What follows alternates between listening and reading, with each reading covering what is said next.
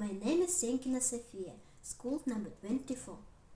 When her father was gone, Oksana remained for a long time decking herself and coquetting before a small looking glass framed in tin. She could not tire of admiring her own likeness in the glass. "Why do men talk so much about my being so pretty?" said she absently, merely for the sake of gossiping aloud.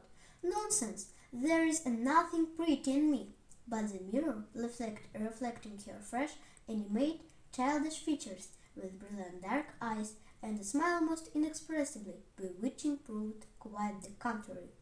"Unless," continued the beauty, holding up the mirror, "maybe my black eyebrows and my dark eyes are so pretty that no prettier are to be found in the world.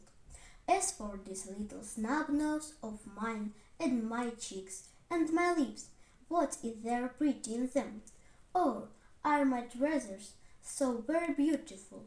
Oh, one might be frightened at them in the dark. They seem like so many serpents twining round my head. No, I see very well that I am not at all beautiful."